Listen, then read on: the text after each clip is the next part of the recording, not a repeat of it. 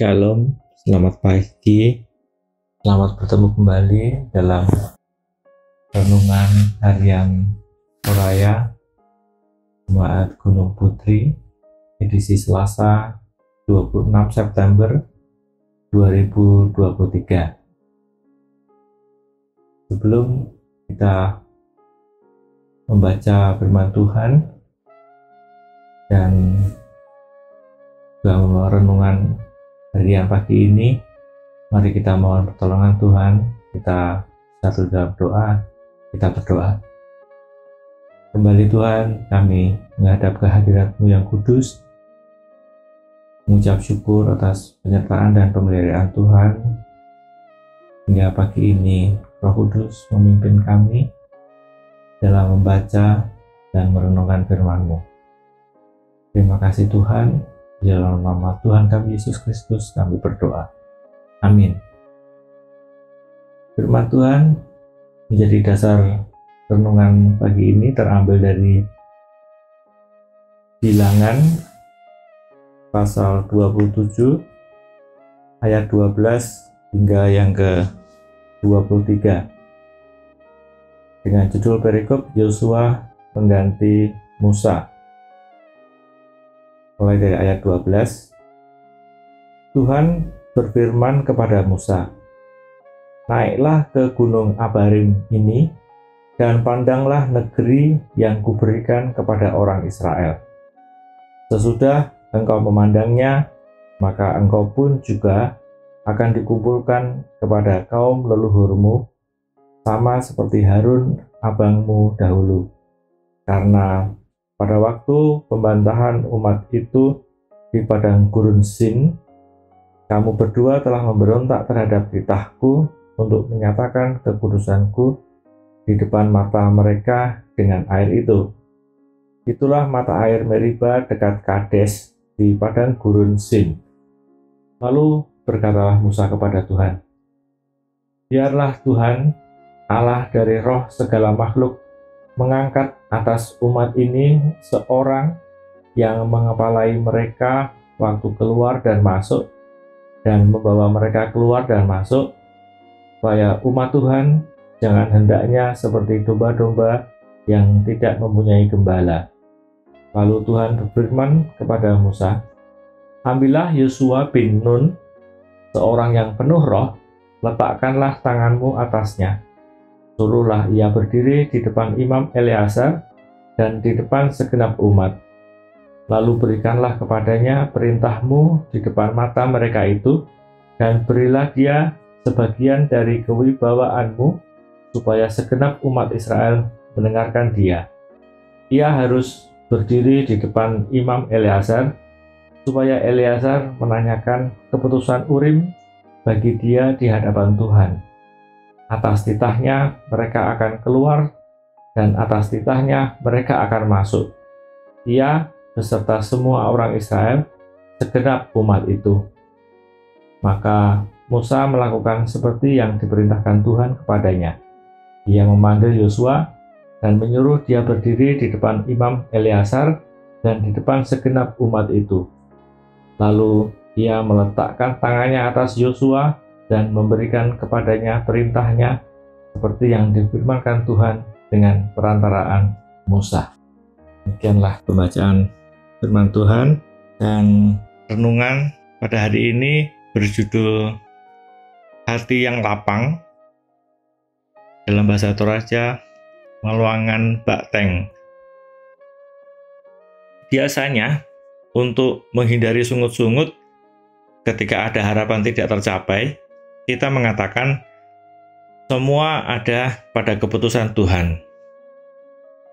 Musa akan segera mengakhiri masa kepemimpinannya dalam perjalanan bangsa Israel. Dengan susah payah ia memimpin bangsa Israel mulai dari Mesir. Kini perjalanan itu sebentar lagi akan sampai di tanah Kanaan. Namun Tuhan menyatakan bahwa Musa tidak akan masuk ke tanah Kanaan. Ia menyuruh Musa naik ke Gunung Abarim untuk melihat tanah Kanaan dari jauh. Setelah melihat tanah itu, Musa akan mati dan dikumpulkan bersama leluhurnya. Ia tidak diizinkan masuk tanah Kanaan karena pelanggarannya di padang gurun Sin. Walaupun begitu, Musa sama sekali tidak membantah. Ia menerima keputusan Tuhan dengan lapang dada. Ia menunjukkan kelapangan hatinya dengan mengajukan permohonan kepada Tuhan agar memilih seorang yang akan menggantikannya. Tuhan meminta Musa untuk mengambil Yosua dan memberkatinya, kemudian menyampaikan perintah serta kewibawaannya di depan umat Israel. Musa tidak menyampaikan protes atas keputusan Tuhan yang mungkin kita dapat memandangnya tidak adil. Memimpin umat yang begitu keras dan setiap saat bersungut-sungut sangat membutuhkan kesabaran dan pengorbanan. Dan justru karena ketegaran mereka mengakibatkan Musa bertindak tegas, tetapi akhirnya ketegasannya mengakibatkan hukuman bagi dirinya. Mungkin saja dalam hidup ini kita pernah menyesal ketika dalam berbagai hal kita telah berkorban untuk sebuah harapan. Berdoalah kepada Tuhan.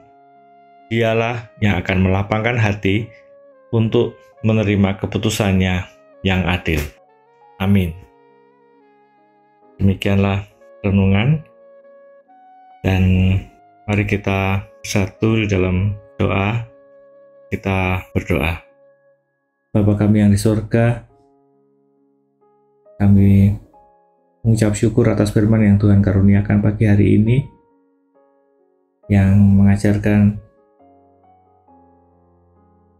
kebergantungan kami kepada Tuhan, serta ketaatan kami akan perintah-Mu, dan kami menyadari bahwa tanpa pertolongan Tuhan, kami tidak bisa menjalani kehidupan kami dengan iman percaya kepada-Mu. Terima kasih Tuhan, Roh Kudus yang senantiasa memimpin kami, memberikan kami kemampuan untuk berbesar hati di dalam setiap keputusan Tuhan. Kami serahkan seluruh hidup kami ke dalam tangan kuasa-Mu yang kudus.